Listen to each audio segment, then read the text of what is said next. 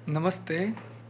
आज यूट्यूब के इस तीसरे दिन में मैं फिर से आपके समक्ष उपस्थित हुआ हूँ। एक घटना जो गए कल रात मेरे साथ घटी। मेरे जीवन में क्या है, घटनाओं का सिलसिला जारी रहता है। हर दिन कुछ न कुछ नया है ही। तो कल रात एक मित्र का फ़ोन आता है और उनकी बेटी बीमार थी, तो मेडिकल सहायता की आवश्यकता थी। तो उनकी नज़र में कोई कंपाउंडर या डॉक्टर आ नहीं रहा था। मेरे पास उनका एक फ़ोन आता है। एक फ़ोन में नहीं उठा पाता हूँ तो दूसरे फ़ोन में उठा लेता हूँ। तो मैं तत्काल उनके पास पहुँचकर एक कंपाउंडर साहब से निवेदन करता हूँ और हाथ जोड़ के करता हूँ कि ये बेटी बीमार है, कृपया इसको जो सहायता दे सके वह आप दें। तो अमूमन गाँवों की स्थिति चिकित्सा सुविधा की दृष्टि से बहुत दयनीय है। बहुत सारे लोगों को त्वरित चिकित्सा नहीं मिलती है। इस कारण वे हॉस्पिटल पे जाने से पहले ही वह उनका खेल खत्म हो जाता है। तो गाँवों की हर चीज़ अच्छी है और 2-3 ये जो कमज़ोरी है उसमें ये मेडिकल सहायता का भी है। यदि किसी को त्वरित हार्ट अटैक आए तो ऐसे इक्विपमेंट, ऐसे साधन हमारे गांव में अवेलेबल नहीं है। और जब हम शहर की ओर जाएं तब तक रास्ते में वो व्यक्ति दम तोड़ देता है।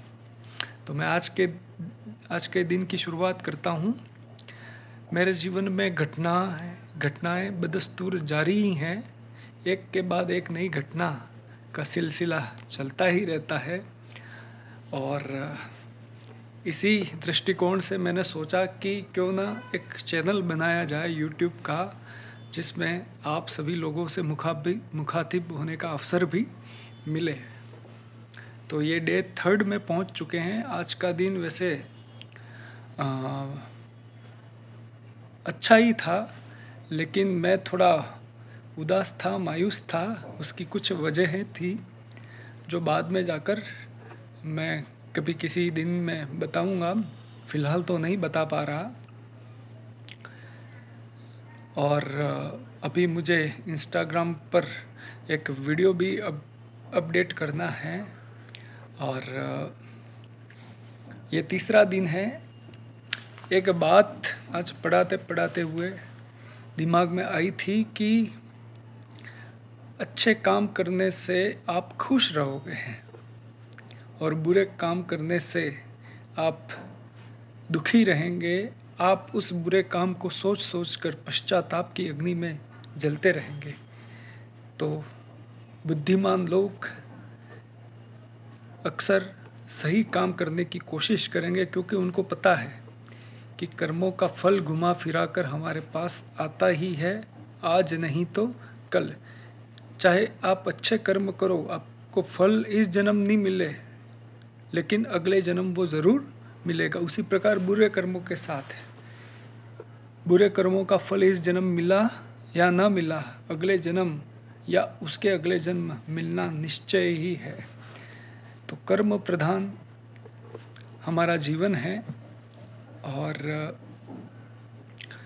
ललध्यत की एक वाक पढ़ रहे थे और उस वाक में ये बताया गया कि जब अंतिम समय व्यक्ति का आता है तब तो वो राम नाम भी लेता है, बहुत अच्छे काम करना भी शुरू कर देता है। और जब अंतिम समय गुजर जाने के बाद उसकी मृत्यु हो जाती है तो ललध्यत कवियत्री, एक कश्मीरी कवियत्री, वो बताती हैं कि जब व्यक्ति की अंतिम मृत्यु हो जाती है, वो भवसागर को पार करने जाता है, तब वहाँ पर एक नाविक केवट रहता है। वो आपके कर्मों की उतराई लेता है। यानी कि आपने जो अच्छे कर्म किए हैं वो मूल्य की उपमा दी गई है कि वो केवट आपके कर्मों को देखता है। यदि आपके कर्म अच्छे हैं तो वो अपनी नाव में बैठाकर आपको भवसागर पार करवा देता है। यदि आपके कर्म अच्छे नहीं हैं, बुरे हैं, तो आपको उस भवसागर में गोते ही खाने पड़ते हैं। यानी कि जन्म मृत्यु के बंधन से आप फिर बन जाते हैं। तो अच्छे कर्म करिए, क्या पता अपने अंतिम समय बाद वो केवट हमारा इंतज़ार कर रहा है और हम हमारे अच्छे कर्मों का जो पूंजी है वो उस केवट को दे सके और इस भवसागर से पार हो सकें। तो थैंक यू सो मच। आप सभी का मेरे 93 सब्सक्राइबर हो चुके हैं और मुझे आशा है कि ये कारवां दिन ब दिन बढ़ता ही रहेगा। कछुए की चाल से ही सही, हम अपने लक्ष्य की ओर निरंतर बढ़ते रहें। इन्हीं शुभकामनाओं के साथ आपका दिन शुभ हो। Thank you so much.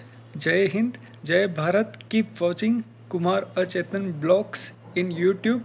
Please share and subscribe to my channel. Thank you so much. Bye.